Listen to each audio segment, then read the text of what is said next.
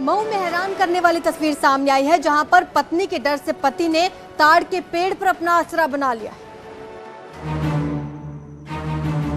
मऊ से एक हैरान करने वाली तस्वीर सामने आई है। यहां पत्नी की पिटाई से डरकर पति ने 1 महीने से लगभग 100 फीट ऊंचे ताड़ के पेड़ पर अपना आसरा बना लिया है। थाना कोपागंज के अंतर्गत बसारतपुर का ये मामला है। लोगों ने पुलिस को भी इस बात की सूचना दी।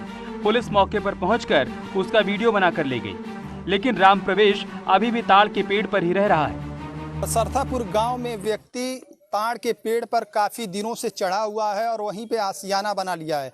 बताया ये जा रहा है कि पत्नी का विवाद है और पत्नी मना कर रही है खेत बेचने से। उसी को भय को लेकर पत्नी से वो काफी दिनों से पेड़ पे चढ़े हुए हैं। जनता मनाने में जुटी है, लेकिन वो सुनने को तैयार नहीं है। आरोप के मुताबिक पत्नी उसके साथ अक्सर मारपीट और झगड़ा करती है, जिससे तंग आकर वो ताड़ के पेड़ पर रहने लगा। 1 महीने से ताड़कुल के पेड़ पे चढ़ गए हैं और व्यक्ति उतरता नहीं है। जाने के बाद वो जबरदस्ती बतियाता है। बीच में प्रशासन भी आई थी तो अपना वीडियो बना के लेके चली गई। इटावा में चंबल नदी ने कहर बरपाना शुरू कर दिया है। कई गांव में चंबल नदी का पानी घुस चुका है। नदी का जलस्तर बढ़ने से मध्य प्रदेश की ओर जाने वाली ढकरा पुलिया टूट गई है, जिससे कई गांवों का न सिर्फ पानी भरा बल्कि 100 गांवों से संपर्क भी टूट गया। यानी चंबल का चकरनगर का इलाका 2 हिस्सों में बंट गया, जिससे लोगों को काफी परेशानी हो रही है। पुल के टूटने से आवागमन प्रभावित है। हादसे की आशंका को देखते हुए वाहनों की आवाजाही बंद कर दी गई है। लोक निर्माण विभाग ने साल 2019 में आई बाढ़ के दौरान क्षतिग्रस्त होने पर मिट्टी की बोरियों के सहारे वैकल्पिक व्यवस्था से आवागमन को चालू किया था। पुलिया टूटने से लोगों को तमाम समस्याओं का सामना करना पड़ रहा है। वहीं क्षेत्र में भारी वाहन 4 पहिया वाहनों को चकरनगर वाया नदी फूफ मध्य प्रदेश हनुमंतपुरा होते हुए तकरीबन 75 किलोमीटर का चक्कर लगाना पड़ रहा है। वाराणसी में बाढ़ से हालात खराब है। इसी बीच जल शक्ति मंत्री स्वतंत्र देव सिंह ने बाढ़ प्रभावित इलाकों का जायजा लिया। वाराणसी में गंगा का जलस्तर बढ़ने से शहर के भीतर भी हालात खराब होने लगे हैं। बीएचयू ट्रॉमा सेंटर में तालाब में तब्दील हो गया है। यहां पानी की निकासी न होने की वजह से पूरे इलाके में काफी पानी भरा हुआ है। लोगों को आने जाने में दिक्कतें हो रही हैं। इस बीच जल शक्ति मंत्री स्वतंत्र देव सिंह ने वाराणसी में बाढ़ से प्रभावित इलाकों का दौरा किया और प्रभावित लोगों में राहत सामग्री बांटी। उन्होंने कहा कि बाढ़ के चलते पलायन करने वालों को राहत सामग्री दी जा रही है और रहने का ठिकाना दिया जा रहा है। लोगों के घर घर खाना पहुंचाया जा रहा है ताकि किसी को कोई दिक्कत न हो। सभी क्या है समीक्षा, एक बार हम लोग देखें कितना नुकसान है, कितना हानि है। देश के प्रधानमंत्री चिंतित हैं और काशी के क्षेत्र के वो जब से यह सूचना उनको मैं चिंतित, क्योंकि उनको गरीबी का एहसास है। गरीबी क्या हो तो उन्होंने देखा है। इसलिए बाढ़ राहत सामग्री जो बाढ़ आई है, लोग किसी को तकलीफ हो दुख हो इसकी हम लोग चिंता कर रहे हैं। अभी हम लोग किए हैं। बाकी यहाँ कैंप है। बाकी जिनको ज़्यादा कठिनाई है उनको कैंप में रखा जा रहा है। उनकी भोजन सब सुविधाएं हैं सभी प्रकार की, और घर में उनको राहत सामग्री पर्याप्त दिया जा रहा है। सीएम योगी आदित्यनाथ ने ट्विन टावर गिराए जाने की समीक्षा की और नियमों का सख्ती से पालन कराने के निर्देश भी दिए।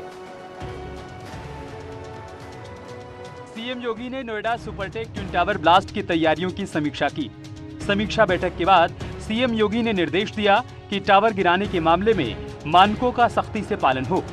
बैठक में सीएम ने कहा कि आसपास के आवासीय परिसरों को सावधानी के साथ खाली करा लिया जाए। बता दें कि स्थानीय प्रशासन 28 अगस्त को दोपहर 2:30 बजे ट्विन टावर गिराए जाने से पहले इसके पड़ोस में स्थित एमराल्ड कोर्ट और एटीएस विलेज सोसाइटी को सुबह खाली करवा देगा। ट्विन टावर के चारों ओर की सड़कों पर यातायात रोक दिया जाएगा। इतना ही नहीं, नोएडा ग्रेटर नोएडा एक्सप्रेसवे भी ध्वस्तीकरण के समय आधे घंटे तक बंद रहेगा। बैठक में बताया गया कि ट्विन टावर को गिराने के लिए दोनों टावर में 9600 सुराख कर 3700 किलोग्राम विस्फोटक सामग्री भरी गई है। वहीं दूसरी ओर सुपरटेक ट्विन टावर गिराए जाने को लेकर नोएडा के सांसद महेश शर्मा ने इस कार्रवाई को नजीर बताया। उन्होंने कहा कि इस कार्रवाई के बाद बिल्डर की मनमानी पर रोक लगेगी। सीएम योगी आज मेरठ दौरे पर हैं। सीएम का हेलीकॉप्टर मेरठ पुलिस लाइन बने हेलीपैड पर पहुंचा। मेरठ पहुंचने पर सीएम योगी आदित्यनाथ का जनप्रतिनिधियों और आला अधिकारियों ने भव्य स्वागत किया। मुख्यमंत्री ने पुलिस लाइन में कूड़ा गाड़ियों और इलेक्ट्रिक बसों को हरी झंडी दिखाकर रवाना किया। इसके बाद सीएम ने छात्रों को टैबलेट बांटे और लोगों को घरौनी का प्रमाण पत्र दिया। सीएम ने इस दौरान अपने संबोधन में कहा कि 34 लाख लोगों को उनका मालिकाना हक मिला, साथ ही विपक्ष पर भी निशाना साधा। आजादी के अमृत महोत्सव वर्ष के अवसर पर वो हम सबके लिए अत्यंत महत्वपूर्ण है। और मुझे लगता है सबसे पहला दायित्व हम सबका बनता है कि अगर हमें अपने देश को दुनिया की एक बड़ी ताकत बनानी है, उसकी पहली शर्त होगी। कांग्रेस के वरिष्ठ नेता गुलाम नबी आजाद ने पार्टी से इस्तीफा दे दिया है और कांग्रेस पार्टी के मौजूदा हालात के लिए राहुल गांधी को जिम्मेदार ठहराया है। गुलाम नबी आजाद कांग्रेस से पूरी तरीके से आजाद हो गए हैं। कांग्रेस के साथ लंबे वक्त तक रहने के बाद वरिष्ठ नेता गुलाम नबी आजाद ने पार्टी से इस्तीफा दे दिया। साथ ही कांग्रेस के मौजूदा हालात के लिए राहुल गांधी को जिम्मेदार बताया। इस दौरान गुलाम नबी आजाद ने अपने इस्तीफे में कहा कि पार्टी की लगातार हार के पीछे राहुल गांधी ही कारण है। गुलाम नबी आजाद के इस्तीफे के साथ ही सियासत का बाजार भी गर्म हो गया है। पूर्व कानून मंत्री अश्विनी कुमार ने इसे कांग्रेस के लिए दुर्भाग्यपूर्ण बताया कि एक के बाद एक हर सीनियर नेता कांग्रेस पार्टी छोड़ रहा है। इससे एक बात तो जग जाहिर है कि कांग्रेस पार्टी में जो अंदरूनी त्रुटियां, खामियां, कमियां नजर आ रही हैं या आती रही हैं पिछले कई सालों से और महीनों से, उस पर कोई गहन विचार नहीं हो रहा। अश्विनी कुमार के अलावा मुख्तार अब्बास नकवी ने भी इस पर प्रतिक्रिया दी। वो शुद्ध रूप से पप्पू के चोचले और परिवार के घोंसले में सिमटी हुई पार्टी का बुरा हाल होने का फिर से एक बार संकेत दे रहा है। सहारनपुर के देवबंद में पुलिस ने माहौल बिगाड़ने के आरोप में 4 लोगों को गिरफ्तार किया।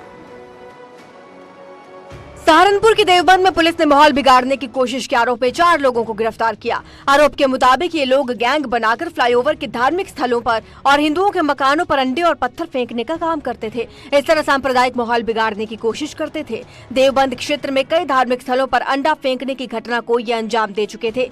सूचना मिलने पर पुलिस ने 4 आरोपियों को गिरफ्तार कर माहौल बिगाड़ने की साजिश को नाकाम कर दिया।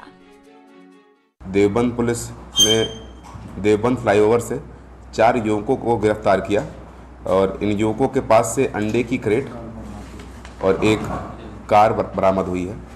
और लगातार पिछले 2-3 दिनों से गोपनीय रूप से ये देवबंद पुलिस के पास सूचना थी कि इस तरह से कुछ युवक ओवरब्रिज के ऊपर से कुछ धर्मस्थलों पर और कुछ निवास स्थानों पर घरों पे अंडे फेंक रहे हैं।